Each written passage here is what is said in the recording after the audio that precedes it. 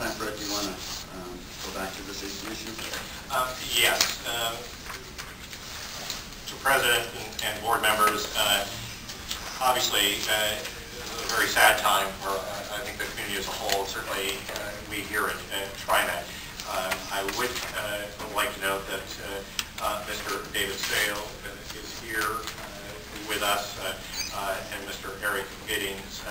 Mr. Sale is the father of Danielle Sale, who was killed in the tragic accident in late April. And Eric Giddings was an individual who was seriously injured, although released from the hospital now. I think I express on behalf of you, the board, certainly on my behalf, that the tragedy is really beyond words to adequately express the pain and that we feel, and to express our heartfelt thoughts. These fatalities are something that we look at as serious injuries are nearly inexplicable, and obviously our heart goes out to the family.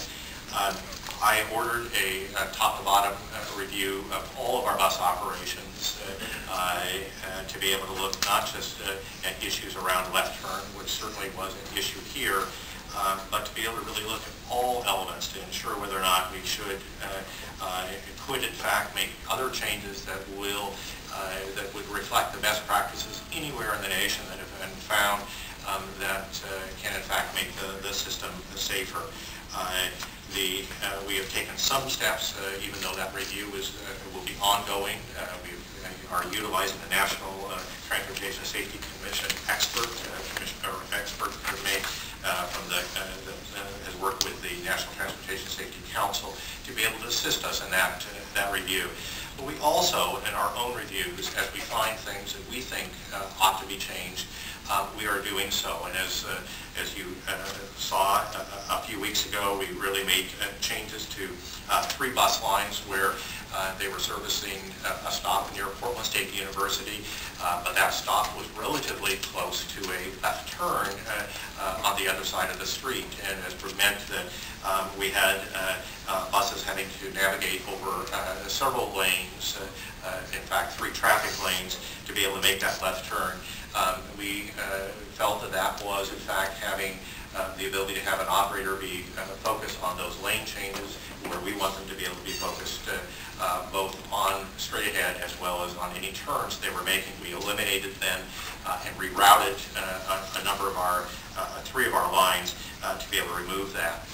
Yesterday we took some additional steps as well. One of the issues for us has been obviously the issues around lane change. For us, this is the bus that comes across the Hawthorne Bridge, and if you remember coming in the east side, Hawthorne Bridge has what's called a slip lane.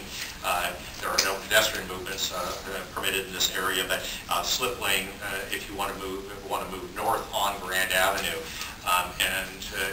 We, working with the city, restriped and have essentially our buses go to the lighted intersection at Grand and coming off of the Hawthorne Bridge. And in that lighted intersection, obviously with a green light, and there are no pedestrians allowed in terms of that access there, but to be able to make the turn. What it does for us is it eliminates a bus coming off that slip lane needed to move to the right over 4 lanes in about 400 feet. And although the minimum requirement is 100 feet per lane change, we just felt that was not the kind of movement that we thought was as safe as we could, so we made that change. Second, I think many of you are aware that we have what is referred to courtesy for night stops, and that is an opportunity to be able to allow somebody off or to be able to stop at something other than a designated stop. Our requirements have always been that it must be done in a safe way. It must be safe for both the exiting or boarding passenger, but it also must be from an operation of the vehicle itself.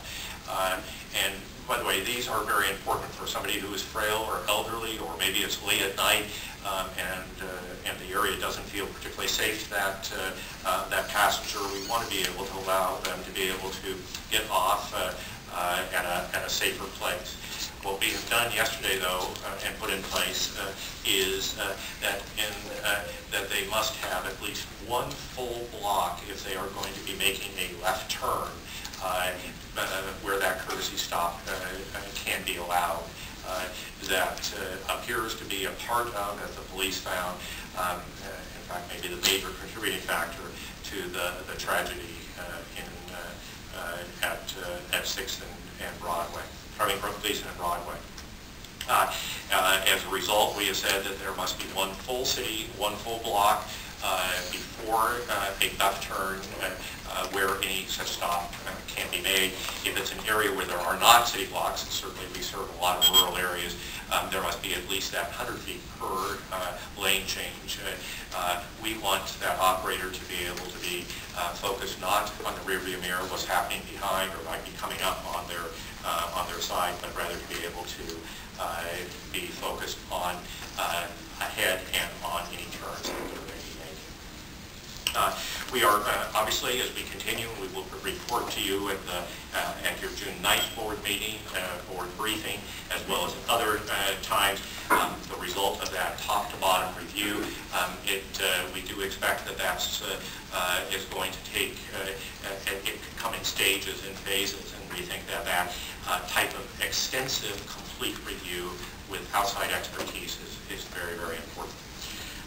One of the things that has come up, and we have a video that we have made from our training department that I think is very, very important.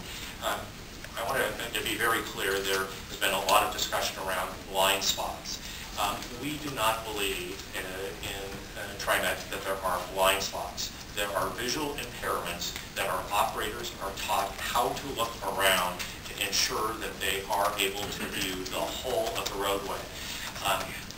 Blind spots, from our perspective, make it sound as if there is an excuse or there's a reason why you didn't see something. And our answer is no. There are no such things. There are visual barriers that the actions of the operator allow to be able to be seen around and to have complete view. Alan Morgan, who has been our lead on, in fact, our trainer that has dealt with these issues, provided this. This is a very short video. What we wanted to be able to do is to show you a video from what it means to be able to, sometimes referred to as rock and roll, but that is what the operator must do in their seat to be able to see around those visual barriers. And you'll see in this video both a chance to be able to see what it looks like from the dashboard looking at the operator, what it looks like from outside the bus, and what it looks like in about eye position for the operator themselves. Alan? Thank you. It'll take me just a minute here to get all this equipment warmed up.